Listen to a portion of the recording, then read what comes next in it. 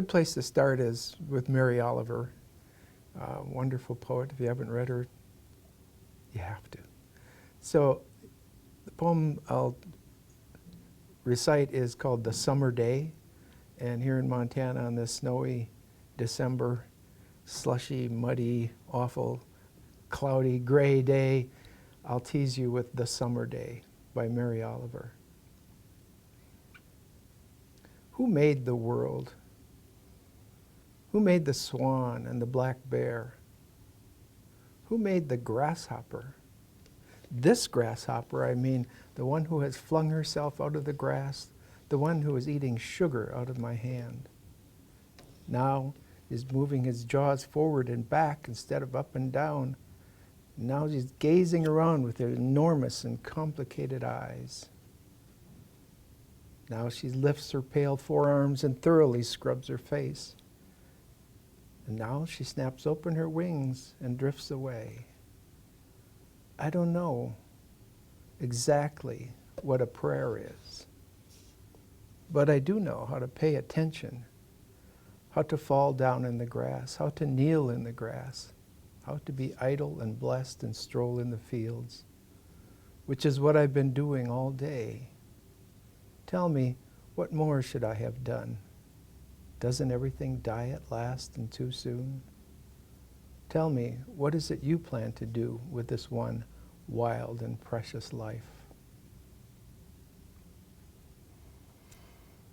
All right, welcome to another edition of Poets in Montana. You've just heard Lowell Jaeger recite Mary Oliver's poem, A Summer Day.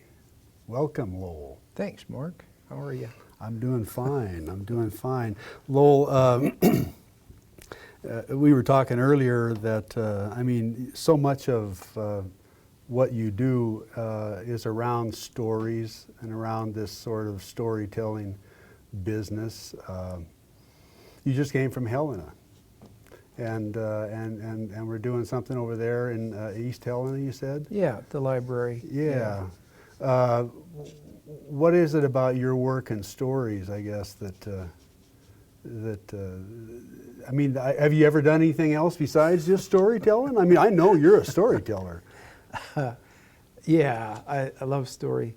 I think, you know, The Summer Day, Mary Oliver's poem, the reason I always love to start with that is, I mean, not only is she just a wonderful poet, but, you know, she talks about paying attention. Mm-hmm. And I think that's so central to, you know, what poetry is. It's just paying attention. It's trying to wake up all the time to what's right around us. And once you do that, if you want to recount what you see, I think my best strategy is always to make a story.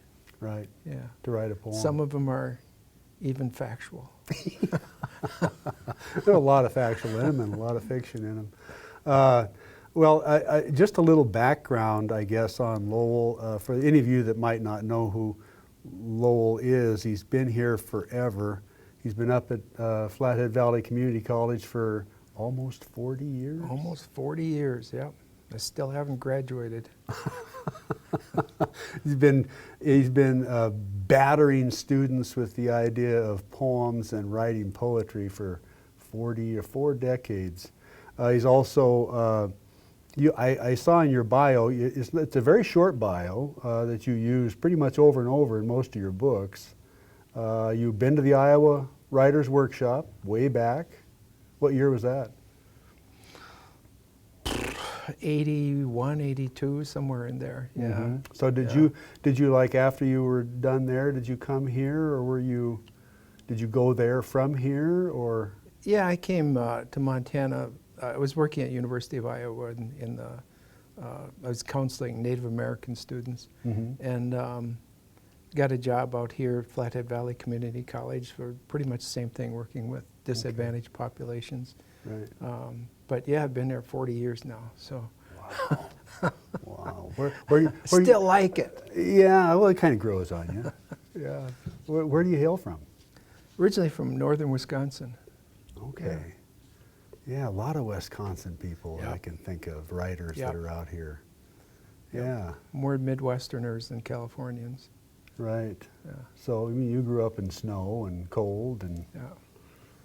One of the things I really love about teaching, though, is you know, it's still, one, it keeps me in touch with the younger populations, with kids, etc. Right. But two is I steal a lot of stories. And, you know, when I teach basically freshman comp, Right. and I'm proud of it. I know it's, you know, it's been the kind of university professor thing is the bottom of the heap. I'm okay with that. I love it. And it's been really rewarding, I think, to get students to tell their stories. And some of the stories, I mean, are just beautiful. Right.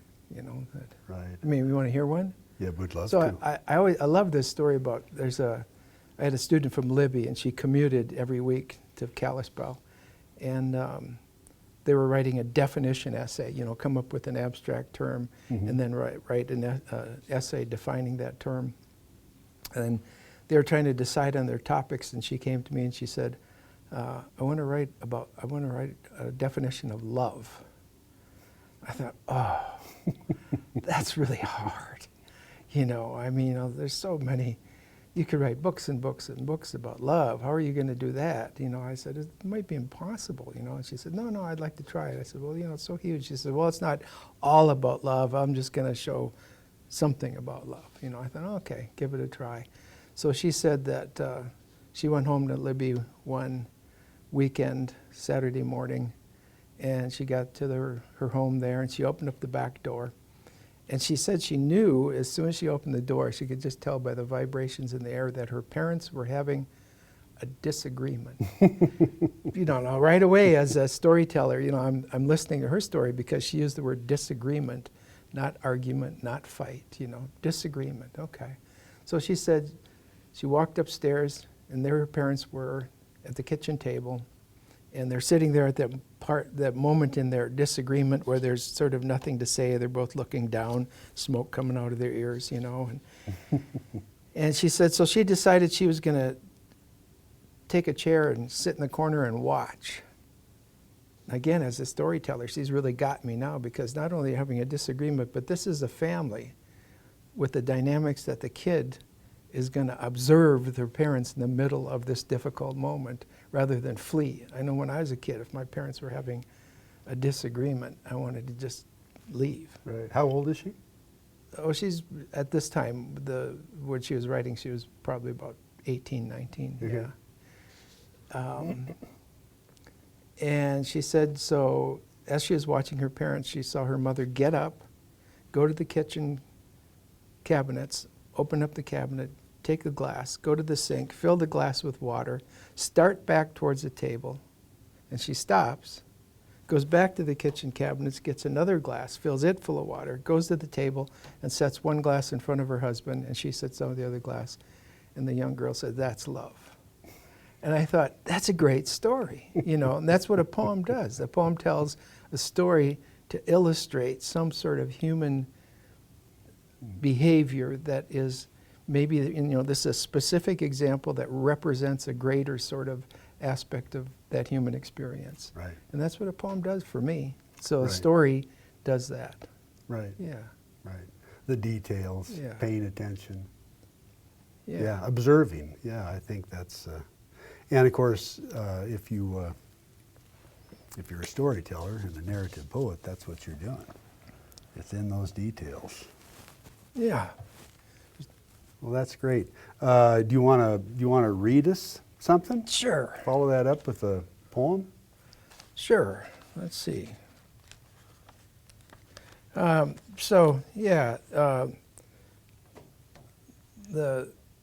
have a new book out called Ice Fishing with Fourth Graders. Right. Did I send that to you? Yeah, I marked a couple that I thought I'd ask you maybe to think okay. about too. All right. If you don't read them. No, well, yeah, be interesting to see what you marked. But the book before that is called Earth, Blood, and Starshine. Mm-hmm. And this is the title poem from Earth, Blood, and Starshine. I really, really liked that book. I was in this sort of headspace where I was just thrilled with the thought that, you know, everything is made up of the same stuff. We're all made up of the same stuff. Carpet is made up of the same stuff. I'm made up of the clouds in the sky is the same stuff. You know, if it's true that we were out of the Big Bang, we're just stars. You know, I'm starshine, you're starshine, you know. Mm-hmm. And there's something really, I think, wonderful about that thought, that the things that, the little atoms that are making me up, makes up everything else around me, the trees, the birds, everything, Right. you know. And then the second thought there was that, you know, like doctors, et cetera, will tell you that you take a human body and wring it out like a rag, there's not much of us left, right? Mm-hmm. We're mostly water, right? Right, right. And if you think about the earth, if it weren't for water, there would be no life here, you know. So earth blood is water, and starshine is the rest of it, Mm-hmm. you know. Mm-hmm. And it came to me during one of our summers when we had the terrible wildfires, Mm-hmm. and I was stuck in a line of traffic waiting for a flagger to let us through a burn area. And I wrote this poem sitting there. All right. And it's called A Meditation. Two men in orange vests hoist a roadkill doe into a dump truck. One man takes firm hold of the forelegs. The other man grasps the deer's hind legs awkwardly at the ankles. Both swing the carcass back and forth. At the count of 3, let her fly and thunk into the truck bed. I'm stopped in a line of traffic behind a flagger, waiting for the pilot car to edge us safely past still smoldering miles of blackened lodgepole spires. Long, hot months of dry, lightning wildfires in ashen skies. The percussive thuck of Forest Service copter blades slapping back the advancing blaze. Slurry bombers rumbling back to base camp for another fill up and go. And if I were a doe, I'd be driven by the smell of char and the fearsome noises to flee, to wend carefully down the mountainside through the soft hush of what few pines remain, to follow the dried creek bed and stand hidden where it crosses the highway. Then dash finally from a thicket of alders when desperation moved me across 2 lanes of pavement.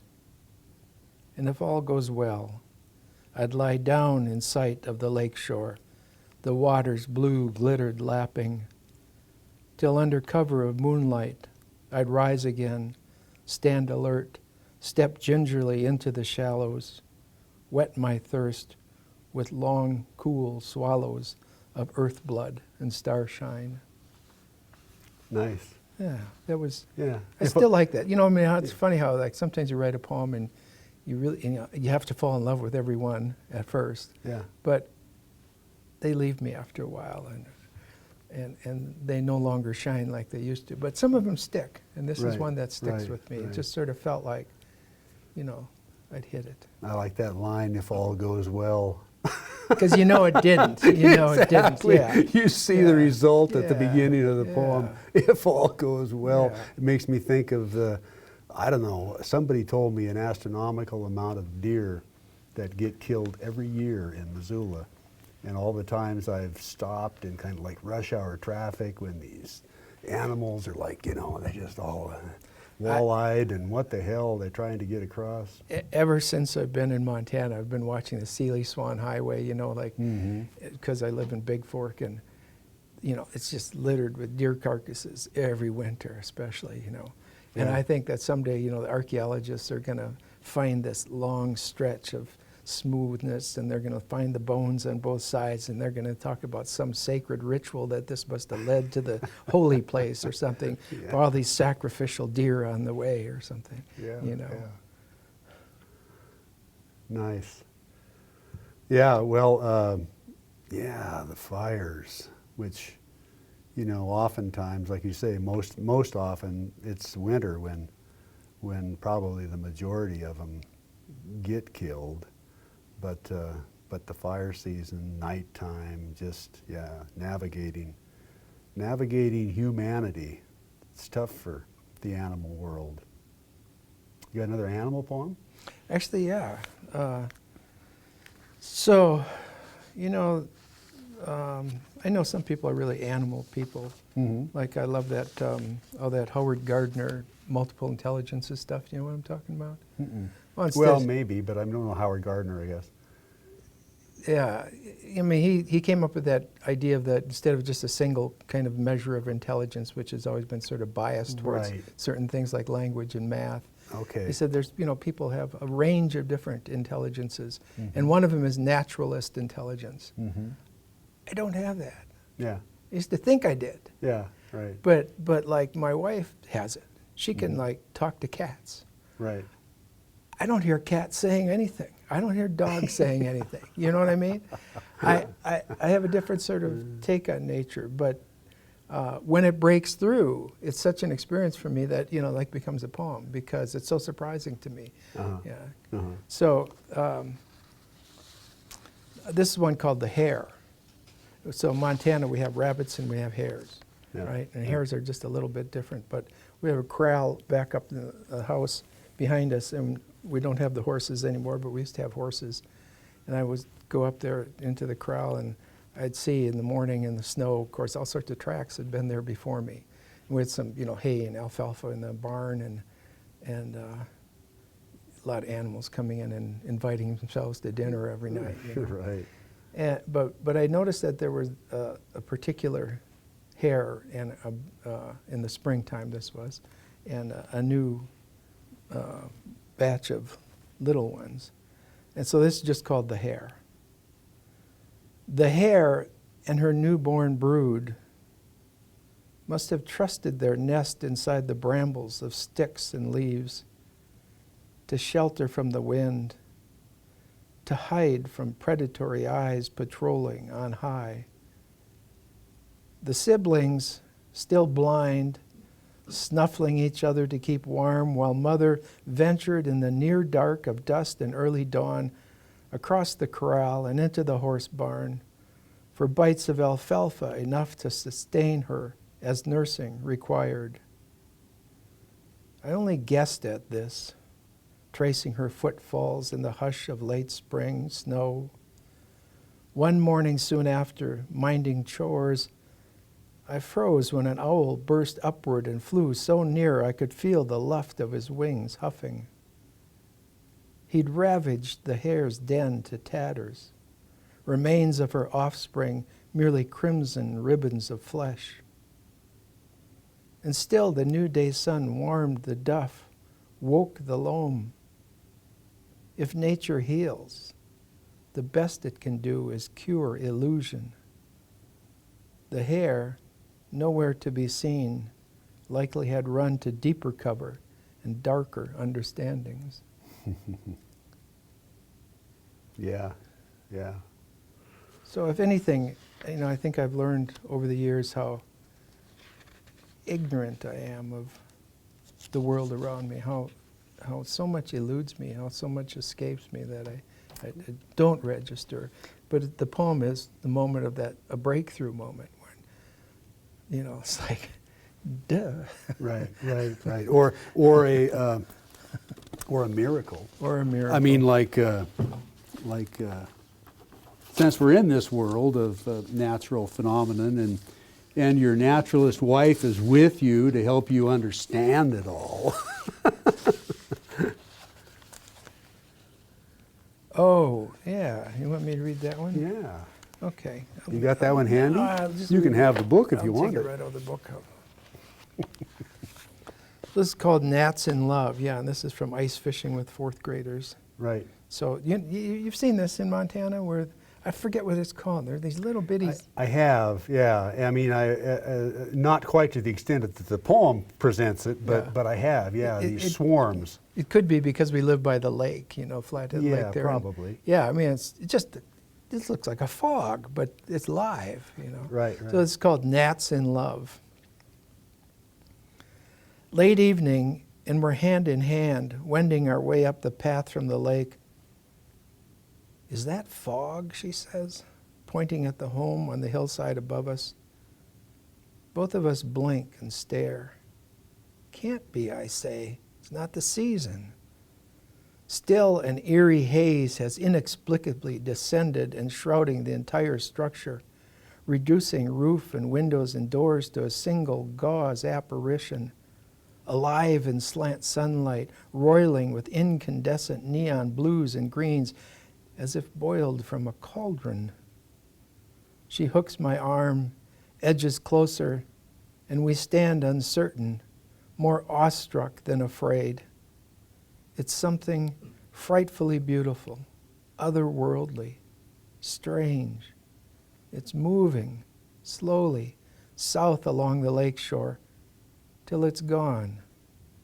In its wake, billions of bodies, each no bigger than a speck, piles of them, spent bugs, fallen in drifts around the foundation, peppered across the windowsills. Well, now we're abuzz with an appreciation for small things. We fetch a magnifying glass. We whisper, push our noses closer. The tiny wings quiver when we breathe nearby. So it's funny reading that because I go back to Mary Oliver's poem. You know, I don't know what a prayer is, but I do know how to pay attention. You know, and she's looking at the grasshopper, Right. and that's what we're doing there. Right, Is right. yeah, Gnats in gnats love. in love. Little and big ones. Yeah, that's what they're doing. That's the poet's job. And they die right away. Yeah, I remember, and I love those kinds of phenomenons that you'll encounter like that. I remember the time that I was living in Alberton, which is down on the Clark Fork, you know, valley, real tight little valley, and I walked. You know, I lived right looking south across the river, and I was like, whoa, there was this eerie sort of something that was descending into the valley, and I thought, that is just bizarre. And it was afternoon, and I thought to myself, a forest fire probably is what I was thinking it was, you know. But it just didn't feel like a forest fire. It sure didn't smell like anything.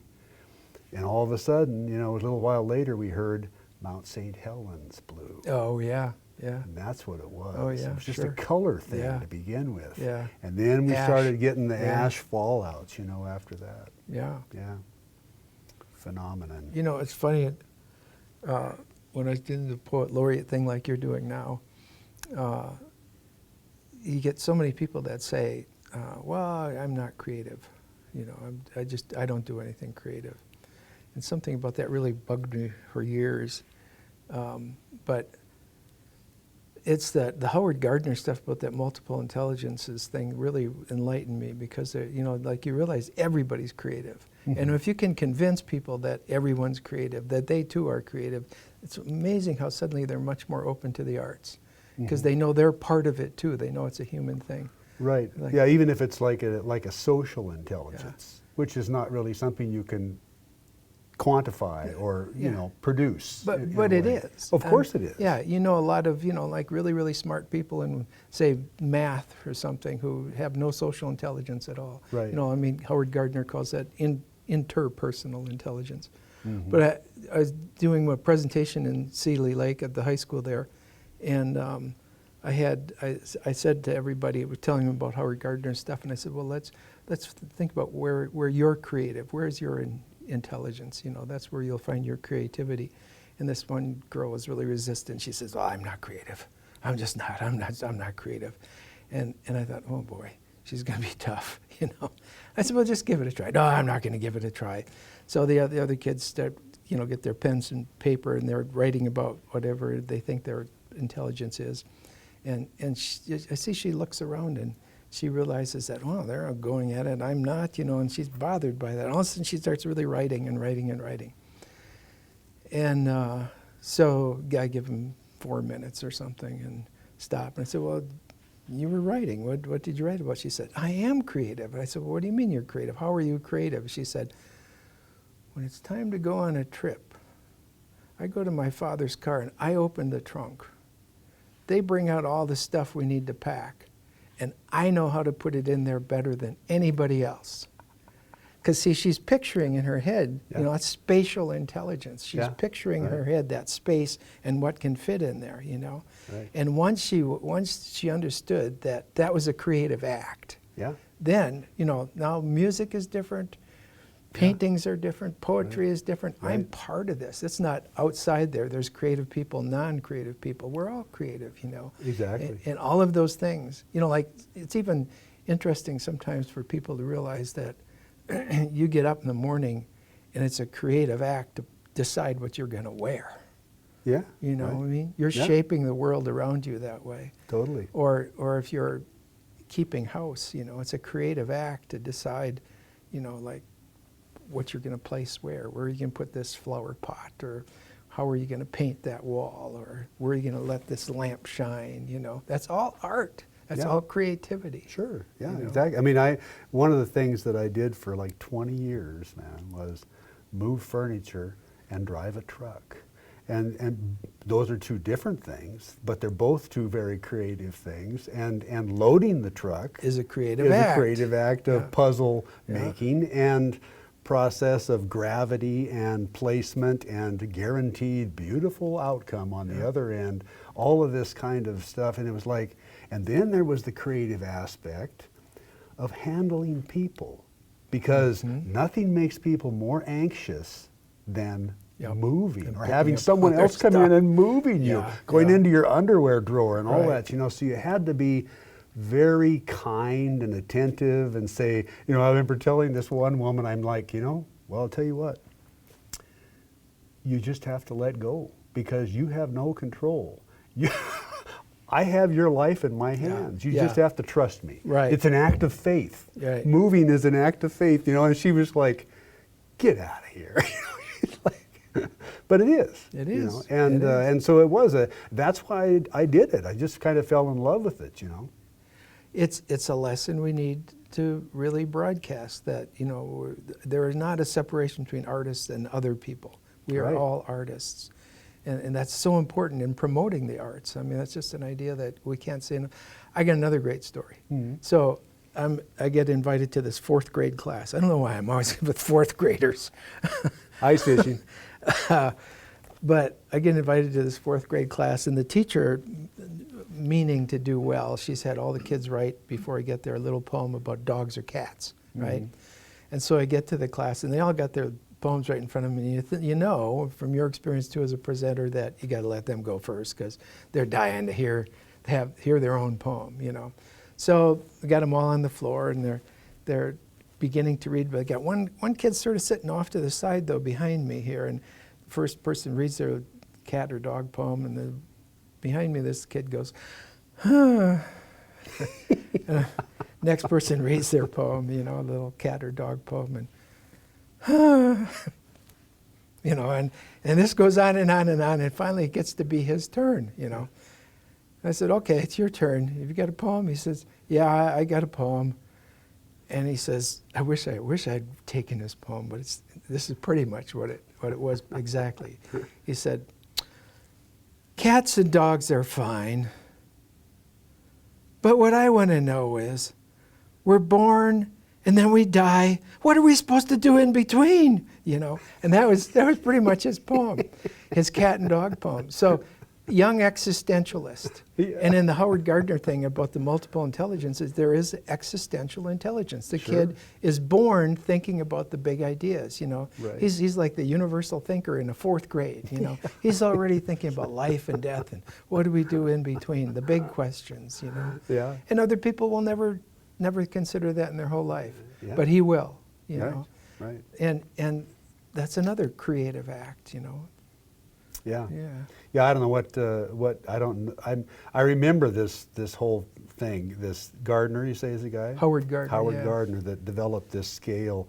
Do you remember how way many? back in Wasn't the there like 80s. 9 or 11? There was 8 at first. Now 8. there's 9, and Oh, you know there's okay. going to be more. Like I Wow. swear, you know, we were talking about not selling poetry, Yeah, because neither of us are business people, right? Yeah. But think of that. That's another kind of creative intelligence that some people have. Oh, totally. You know, I mean, to say it crassly is it's the intelligence how to make a buck. You know. Yeah, But to look at it in a different way, I mean, think of that's another creative strategy to make a life.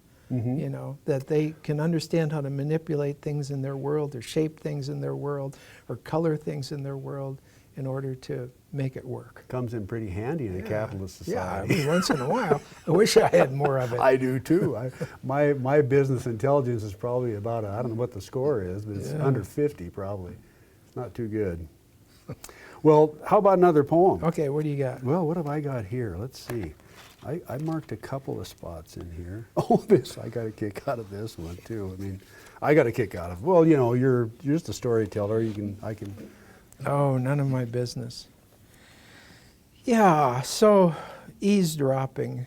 I can't help it. I just can't help it. Yeah, it's a Mary Oliver thing. Yeah, I'm always curious how people interact. And I got that from learn. Aaron Parrott. Yeah. Oh, yeah. I love telling Aaron's joke where we're sitting in Helena in a restaurant, and it's one of the Arts Council things or something. Maybe I think you were there. It was before the Poetry Out Loud thing. Okay. And all of a sudden Aaron blurts out, "What do you mean there's no money in poetry? Why, there's tens and tens of dollars." You know? Yeah, that sounds like it. None of my business.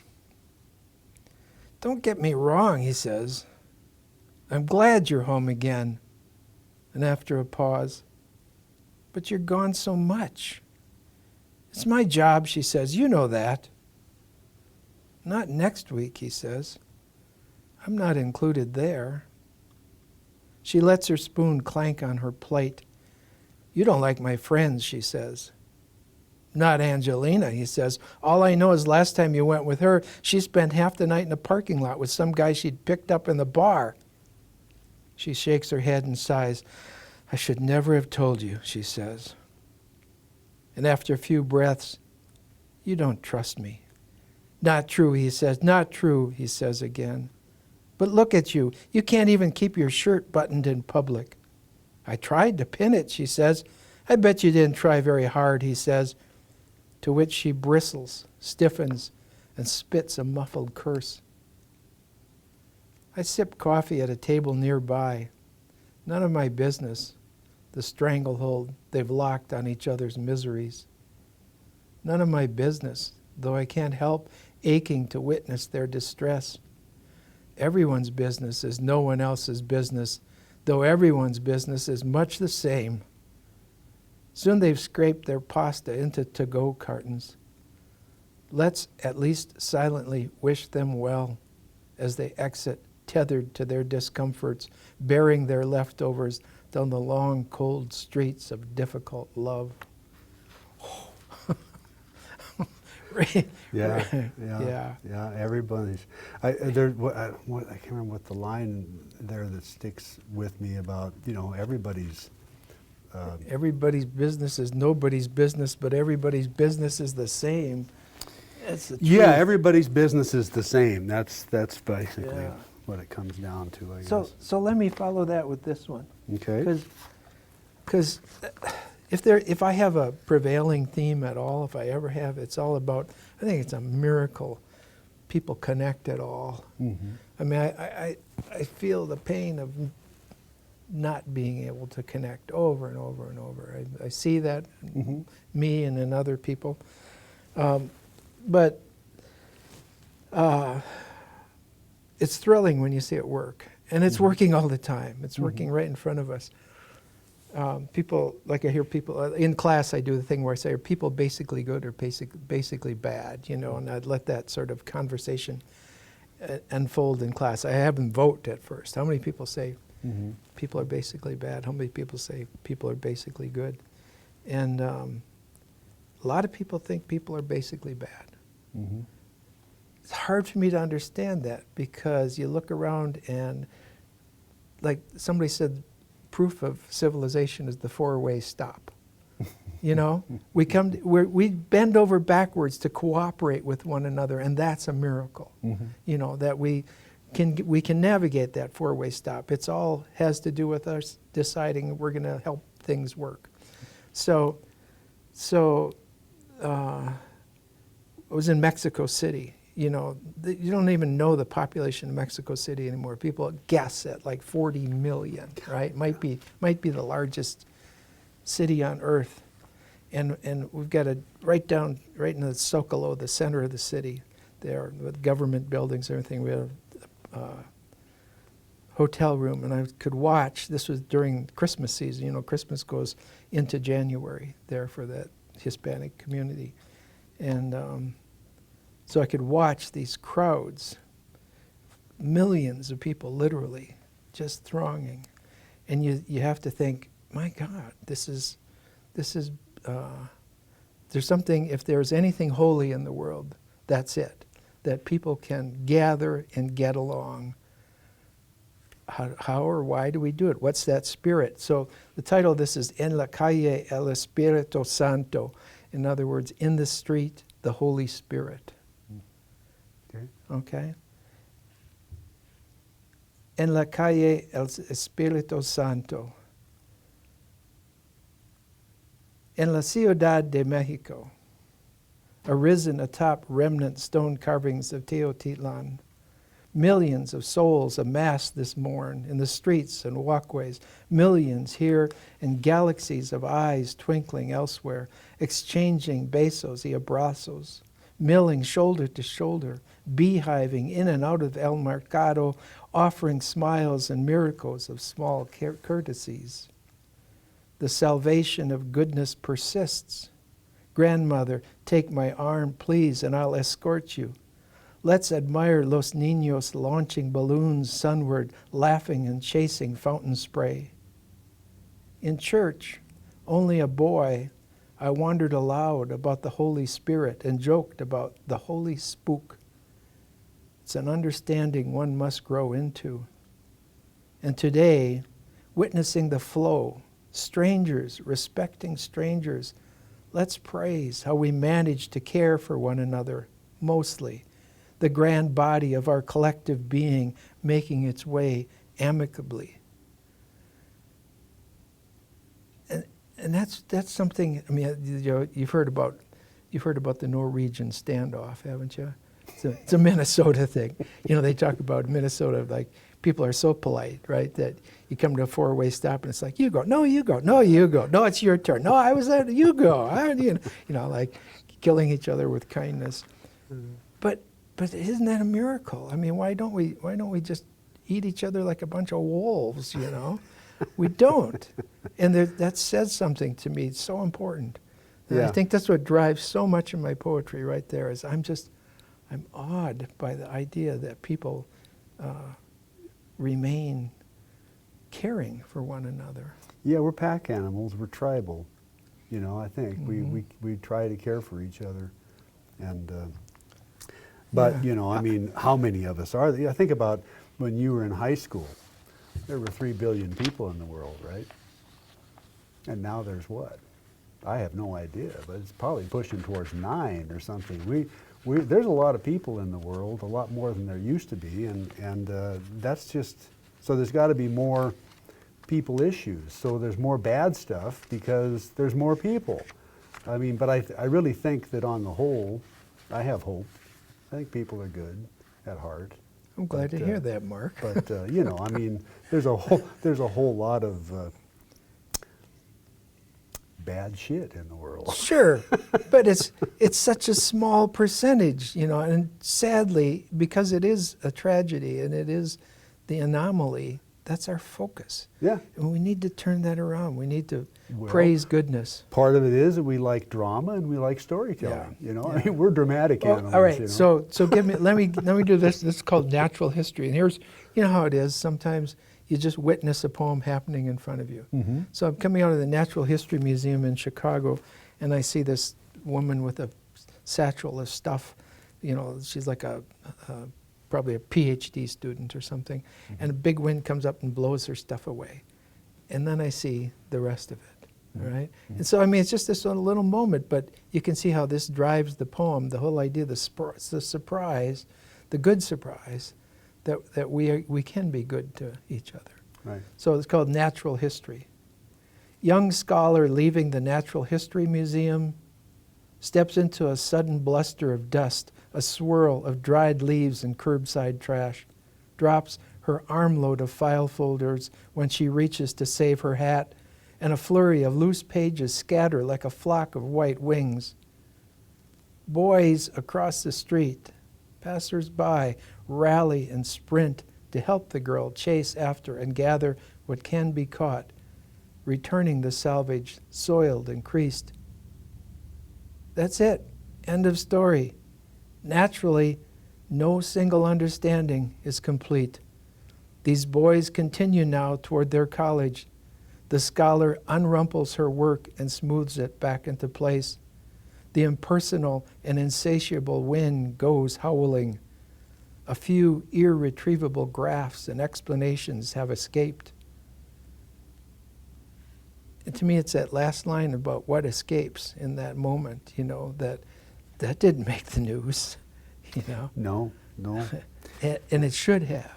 Acts of kindness. Yeah. Just in sort of innate. And then there's on the other side of the coin, because it was set in Chicago at the Natural History Museum, because I went to visit my son when he was in Chicago, I have a poem, which I want to give, let me just do this to you. Here, take this with you.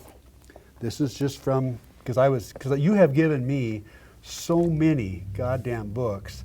This is the last thing that I had. And there's a poem in there, which I'll have you look at later on, called The Red Line. And it's about being on the subway, being on the buses, and watching the other end of things. I love the title. In the weeds, in the weeds. Yeah, It's yeah, good. getting close, right? Yeah, in the weeds. Exactly, yeah.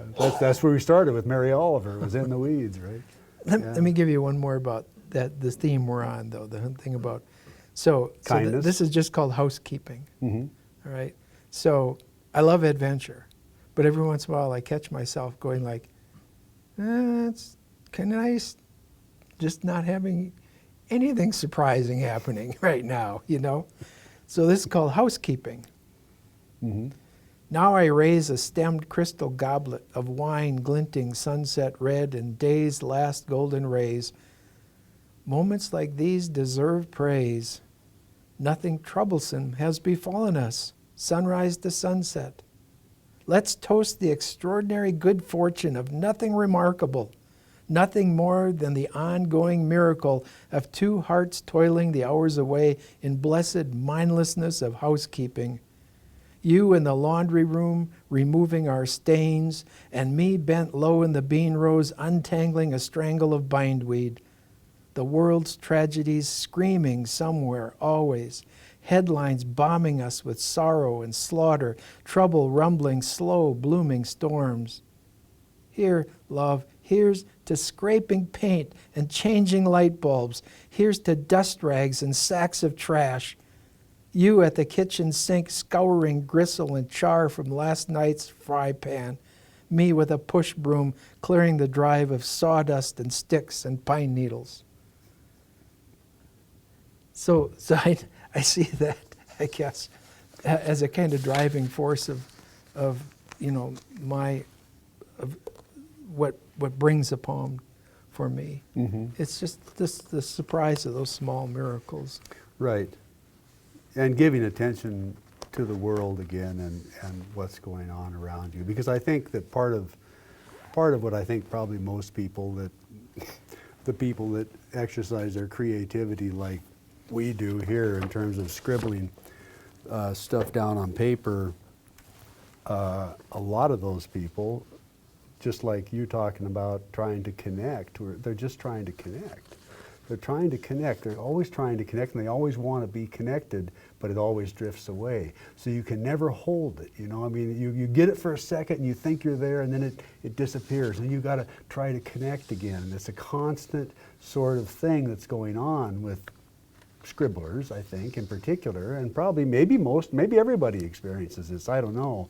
But a lot of people, I think, are not as maybe attuned to it as poets are. That's why they're compelled to write it down. I don't know. What do you think about that? Well,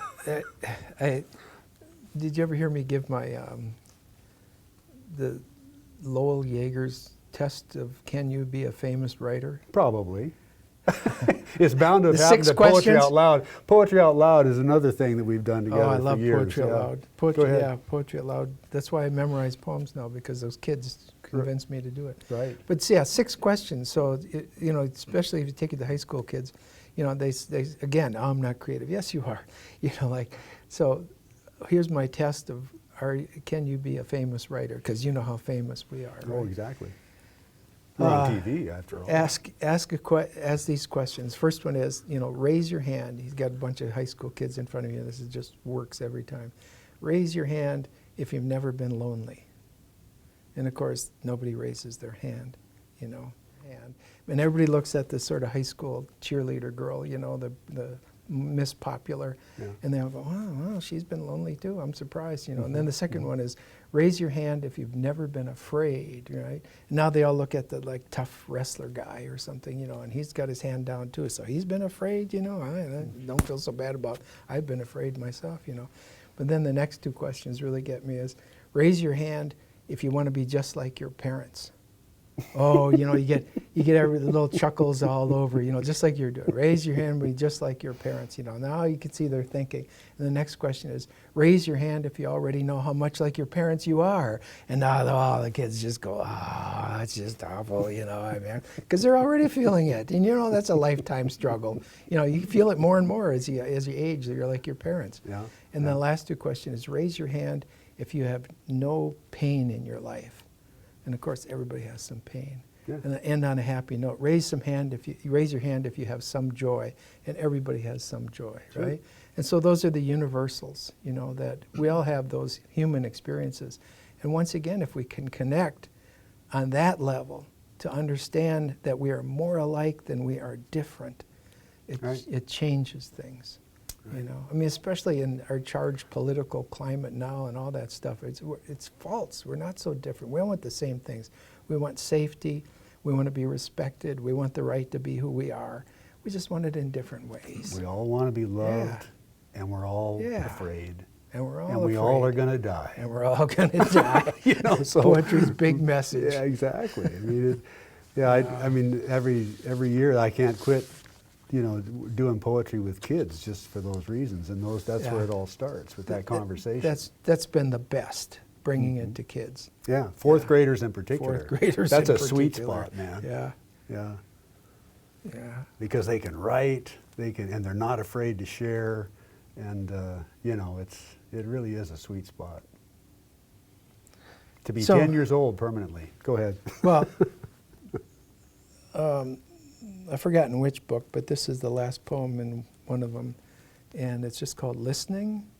But this was a wonderful moment for me. It was my 60th birthday. It says in here, 60th birthday. So you know how old this poem is. But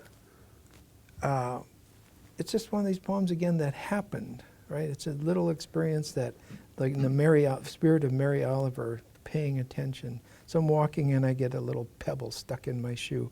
I'm on the beach in Oregon for a writer's workshop thing. And the poem that comes out of this is just called Listening.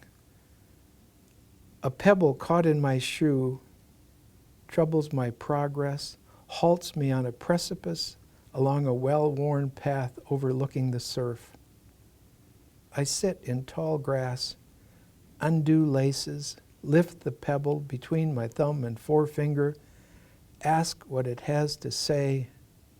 Solitary, inaudible squeak lost in the grand mashing of tides pounding the shoreline. And did I mention, today is my 60th birthday. 70 orbits on a big rock in the black empty. Well, not such a big rock, really. A pebble in comparison to our day star, even less to larger lights in the night sky.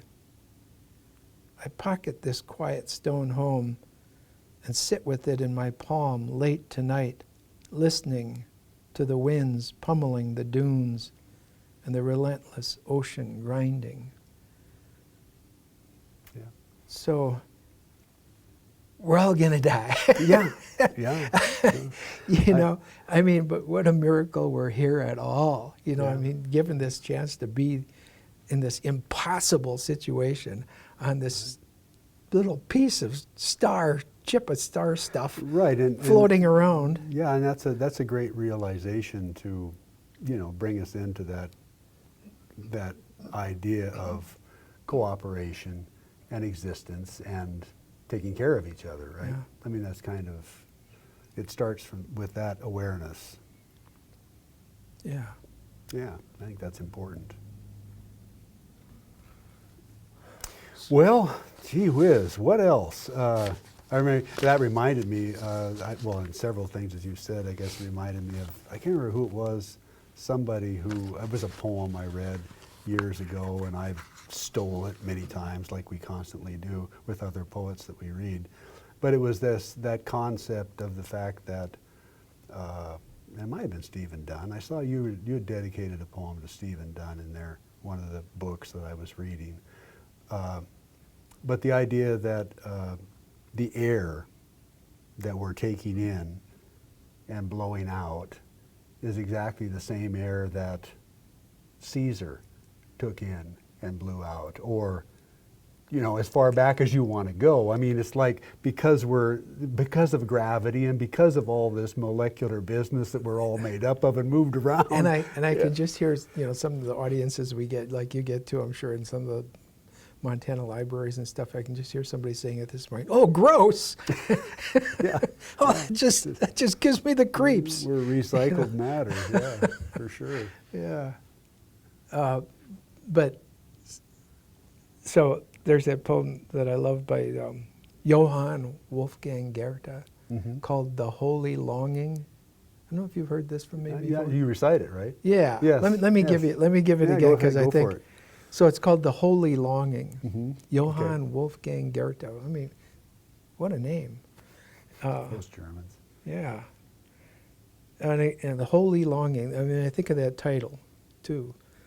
The Holy Longing, and it goes, "Tell a wise person, or else keep silent, for the masked man will mock it right away. I praise what is truly alive, what longs to be burned to death. In the calm waters of our loved nights, where you were begotten, where you have begotten, a strange feeling comes over you when you see the silent candle burning. Now you are no longer caught in an obsession with darkness, and a desire for higher lovemaking sweeps you upward. Distance does not make you falter now, flying, and finally, insane for the light. You are the butterfly and you are gone. And so long as you haven't experienced this, to die and so to grow, you are only a troubled guest on this dark earth." That's just, it's translation, Robert Bly translation. Right. And maybe it's so good because of that, I don't know, but what a poem, you know what I Yeah, mean? right. That poem, I think, the title even has it in there, "The Holy Longing." Well, then that's kind of a Bly translation. It I mean, it could be. sounds Bly, doesn't it? I've The read Holy Longing. I've read other translations and they don't come out as strong, but I'd love to be able to read that in German. If you could read that in German, I think you get the full impact. Right. And but what's he saying there? What's he saying? There's what we're talking about which is like the miracle of being here. You might as well be here to the fullest extent you possibly can. Yeah. And what does art do? Art tries to bring us alive as much as possible. So like when I was doing the Poet Laureate thing, people would come up to me and they'd say, "Well, what is a poem?" And I was tempted at first that, because I didn't know how to answer them. There's that famous story about Louis Armstrong being asked, "What is jazz?" And he says, "Well, if you have to ask the question, you'll never know the answer." Well, that seems really smart, but these people were very sincere, and they were literally asking me, what is a poem? And it took me almost to the end of my Poet Laureate thing to finally come up with the answer that said, "A poem is an anti-anesthetic." And what does that mean? Well, an anesthetic, thank God for them when we need them, but they numb our senses and dull our brain. The poem and art in general are the anti-anesthetics. They want to awaken the senses and sharpen our brain, you know what I mean? Call us to live life more fully, Feel the pain. Feel the pain when the pain is there, yeah. But feel the joy when the joy is there, you know, that's what it's all about. Totally. Yeah. This has been wonderful, man. I forgot to mention beforehand that you were the Poet Laureate from 17 to 19, is that right? 2017, yeah, to 19. 2017 to 2019, and traveled the state probably more than anybody did. Well, I was lucky because pre-pandemic. Pre-pandemic, and then everything went to hell. But right. yeah, it was 147 events in 2 years, so it was like 3 every 2 weeks average. Yeah, it was fantastic. It was a wonderful experience. Well, this has been great to catch up with you and listen to a bunch of poems. We bookended with Mary Oliver and Goethe with the recitations. Yeah. Nicely done, Lowell Jaeger. Good. Next week, we'll be back with another poet in Montana. Join us then.